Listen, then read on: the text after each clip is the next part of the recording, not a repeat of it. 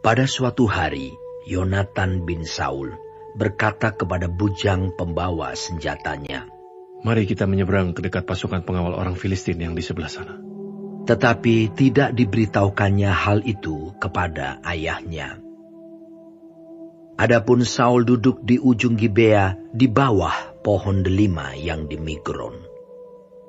Dan rakyat yang ada bersama-sama dengan dia itu kira-kira 600 orang banyaknya.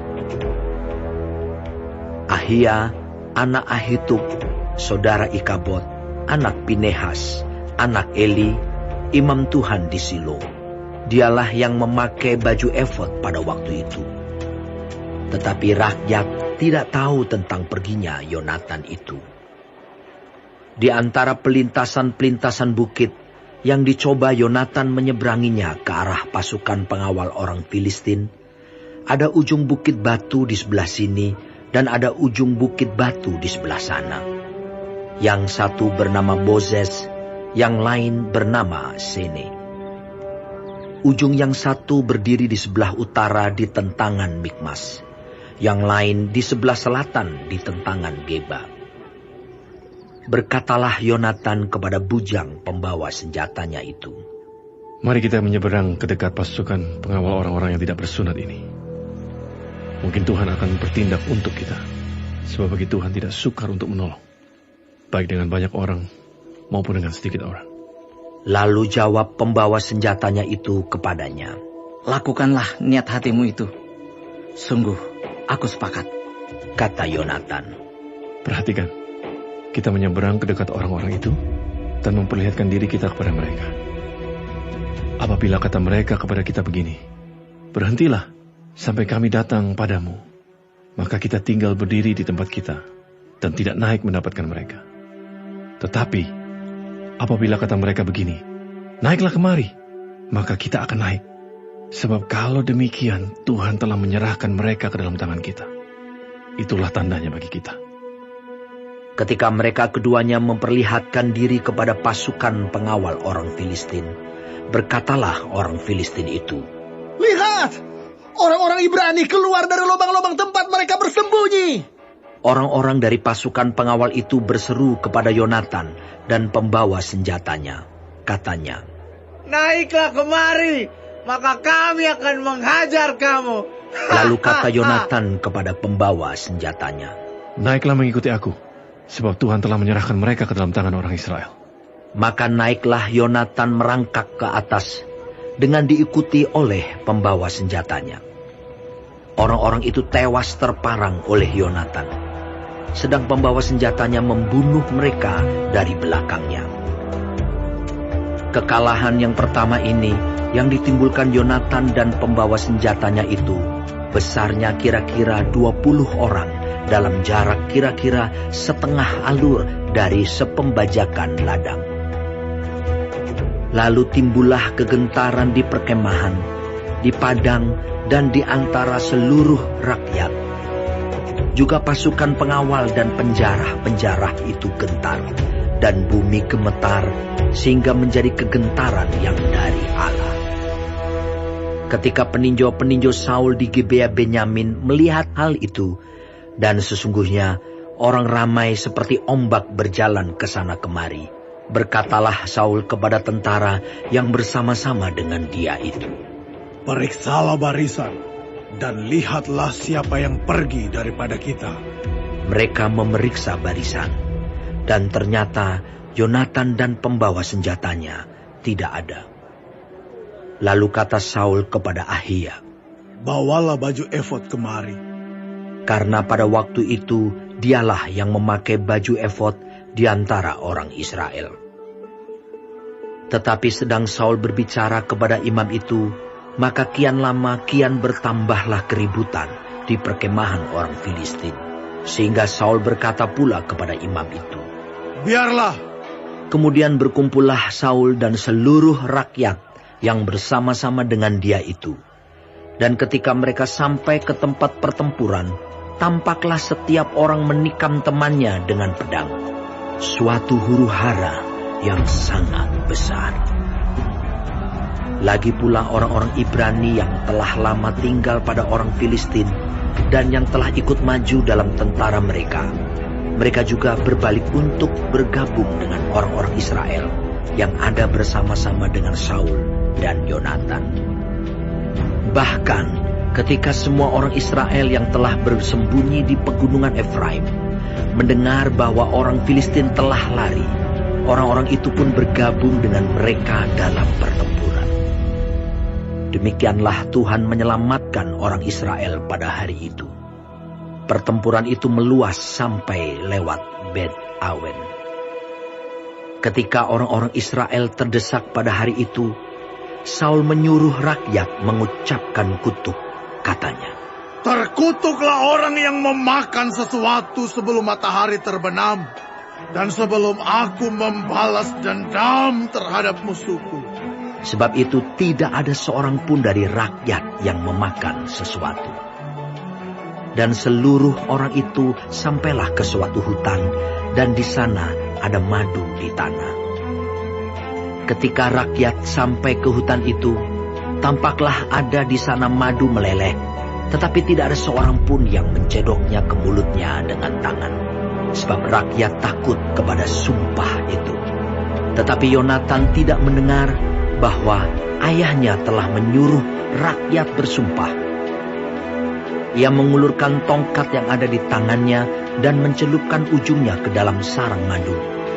Kemudian ia mencedoknya ke mulutnya dengan tangan. Lalu matanya menjadi terang lagi. Dan seorang dari rakyat berbicara, katanya, Ayahmu telah menyuruh rakyat bersumpah dengan bersungguh-sungguh. Katanya, terkutuklah orang yang memakan sesuatu pada hari ini, sebab itu rakyat letih lesu. Lalu kata Yonatan, Ayahku mencelakakan negeri. Coba lihat, bagaimana terangnya mataku setelah aku merasai sedikit dari madu ini. Apalagi jika sekiranya rakyat pada hari ini boleh makan dengan bebas dari jarahan musuhnya yang telah didapatnya. Tetapi sekarang tidaklah besar kekalahan di antara orang Filistin. Dan pada hari itu mereka memukul kalah orang Filistin dari Mikmas sampai ke Ayalon. Rakyat sudah sangat letih lesu. Sebab itu rakyat menyambar jarahan. Mereka mengambil kambing domba, lembu dan anak lembu, menyembelihnya begitu saja di atas tanah, dan memakannya dengan darahnya. Lalu diberitahukanlah kepada Saul demikian. Lihat, rakyat berdosa terhadap Tuhan dengan memakannya dengan darahnya. Dan ia berkata, Kamu berbuat khianat. Gulingkanlah sekarang juga sebuah batu besar kemari. Kata Saul pula, Berserak-seraklah di antara rakyat dan katakan kepada mereka, setiap orang harus membawa lembunya atau dombanya kepadaku. Sembelilah itu di sini, maka kamu boleh memakannya. Tetapi janganlah berdosa terhadap Tuhan dengan memakannya dengan darahnya. Lalu setiap orang dari seluruh rakyat membawa serta pada malam itu lembunya, dan mereka menyembelihnya di sana. Saul mendirikan mezbah bagi Tuhan. Inilah mezbah yang mula-mula sekali didirikannya bagi Tuhan. Lagi kata Saul, Marilah kita pada malam ini mengejar orang Filistin dan menjarahi mereka sampai fajar menyingsing. Dan janganlah kita biarkan hidup seorang pun dari mereka. Jawab mereka itu. Perbuatlah apa yang kau pandang baik. Tetapi imam berkata, Marilah kita dahulu tampil menghadap Allah di sini. Saul bertanya kepada Allah, Bolehkah aku mengejar orang Filistin itu? Akan kau serahkankah mereka ke dalam tangan orang Israel? Tetapi pada hari itu ia tidak menjawab Saul. Lalu kata Saul, Datanglah kemari, kamu segala pemuka rakyat. Berusahalah mengetahui apa sebab dosa ini terjadi pada hari ini. Sebab demi Tuhan yang hidup, yang menyelamatkan orang Israel, sekalipun itu disebabkan oleh Yonatan, anakku, maka ia pasti akan mati. tetapi seorang pun dari seluruh rakyat tidak ada yang menjawabnya. Kemudian berkatalah ia kepada seluruh orang Israel, "Kamu berdiri di sebelah yang satu, dan aku serta anakku Yonatan akan berdiri di sebelah yang lain." Lalu jawab rakyat kepada Saul, Perbuatlah apa yang kau pandang baik. lalu berkatalah Saul, "Ya Tuhan, Allah Israel, mengapa engkau tidak menjawab hamba-Mu pada hari ini? Jika kesalahan itu ada padaku atau pada anakku Yonatan, ya Tuhan Allah Israel, tunjukkanlah kiranya Urim. Tetapi jika kesalahan itu ada pada umat-Mu Israel, tunjukkanlah Tumim." Lalu didapati Yonatan dan Saul, tetapi rakyat itu terluput. Kata Saul, "Buanglah undi antara aku dan anakku Yonatan." Lalu didapati Yonatan. Kata Saul kepada Yonatan, "Beritahukanlah kepadaku apa yang telah kau perbuat." Lalu Yonatan memberitahukan kepadanya. Katanya, Memang, aku telah merasai sedikit madu dengan ujung tongkat yang ada di tanganku. Aku bersedia untuk mati. kata Saul, "Beginilah kiranya Allah menghukum aku, bahkan lebih daripada itu. Sesungguhnya Yonatan, engkau harus mati." Tetapi rakyat berkata kepada Saul, Masakan Yonatan harus mati? Dia yang telah mendapat kemenangan yang besar ini di Israel. Jauhlah yang demikian. Demi Tuhan yang hidup, selai rambutmu dari kepalanya takkan jatuh ke bumi. Sebab dengan pertolongan Allah juga dilakukannya hal itu pada hari ini. Demikianlah rakyat membebaskan Yonatan, sehingga ia tidak harus mati. Maka pulanglah Saul setelah mengejar orang Filistin, dan orang Filistin itu pun kembali ke tempat kediamannya.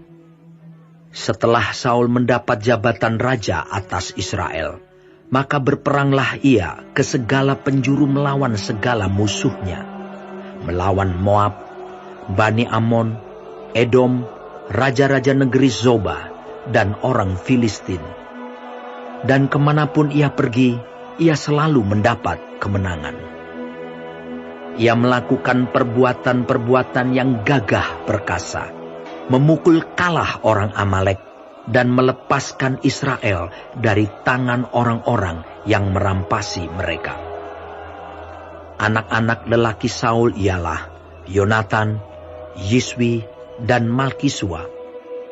Nama kedua anaknya yang perempuan, yang tertua bernama Merab, yang termuda bernama Mikal. Istri Saul bernama Ahinoam, anak Ahimaas. Panglima tentaranya bernama Abner, anak Ner, paman Saul. Kis, ayah Saul, dan Ner, ayah Abner, adalah anak-anak Abiel.